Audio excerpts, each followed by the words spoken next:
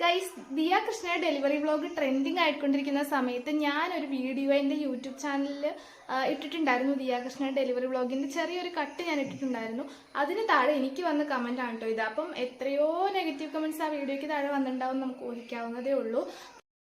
ആ ചേട്ടൻ ഇട്ടിരിക്കുന്ന കമൻറ്റ് ഞാൻ വായിക്കട്ടെ, ഞാനിവിടെ കൊടുക്കുകയും ചെയ്യാം. എന്തിനാണ് ലേബർ റൂമിലേക്ക് ഭർത്താവിനെ കയറ്റുന്നത്? അവിടെ നഴ്സുമാരും ഡോക്ടേഴ്സൊക്കെ ഉണ്ടല്ലോ, ഭർത്താവിന് പ്രസവം എടുക്കാൻ പറ്റും. ഡോക്ടേഴ്സ് നഴ്സുമാരൊക്കെ ഉണ്ടപ്പോൾ എന്തിനാണ് ഭർത്താവിനെ കൊണ്ട് പ്രസവം എടുക്കാൻ പറ്റുമെന്നാണ് ആ ചേട്ടൻ്റെ സംശയം.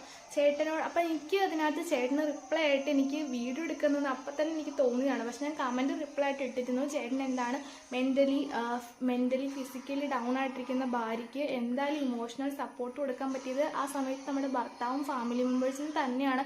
ഡോക്ടേഴ്സിനും നഴ്സിനും പറ്റില്ല എന്നല്ല, പക്ഷെ നമ്മൾക്ക് ആ സമയത്ത് നമ്മുടെ ഭർത്താവ് കൂടെയുള്ളത് ഏറ്റവും നല്ല കാര്യമാണ് കേട്ടോ. അങ്ങനെ ഞാൻ പറഞ്ഞിരുന്നു. അപ്പോൾ ചേട്ടൻ പറഞ്ഞു, ഒരിക്കലും ഇല്ല, നഴ്സുമാരും ഡോക്ടേഴ്സും മാത്രമാണ് നല്ലത്, ഒരിക്കലും ഭർത്താവിന് പ്രസവം എടുക്കാൻ പറ്റില്ലല്ലോ എന്നാണ് ചേട്ടൻ റിപ്ലൈ ഇട്ടത്.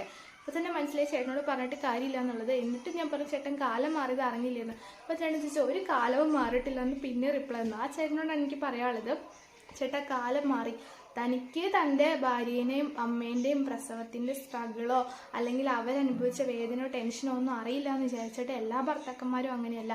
അവർക്കറിയാം അവരുടെ ഭാര്യമാർക്ക് എന്തോരം മെൻ്റലി ഡൗൺ ആയിട്ടിരിക്കുന്ന സമയമാണ്, അല്ലെങ്കിൽ എന്തോരം പെയിൻ അനുഭവിക്കുന്ന സമയമാണെന്നത്. അപ്പോൾ അവരെന്തായാലും നമുക്ക് ഇമോഷണലി സപ്പോർട്ട് തരുന്നത് എല്ലാ ഭാര്യമാർക്കും.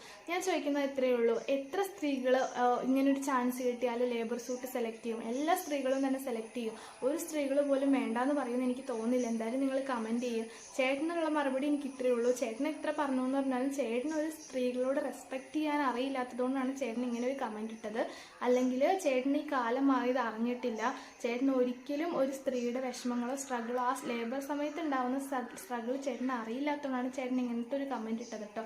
അപ്പോൾ ഇത്രയേ ഉള്ളൂ നമ്മുടെ വീട്ടിൽ. എല്ലാവരും നമ്മുടെ വീഡിയോക്ക് കമൻറ്റ് ഇടാം കേട്ടോ. അപ്പോൾ എല്ലാവരും നിങ്ങളുടെ അഭിപ്രായം കമൻറ്റ് ഇടുക. Okay, by.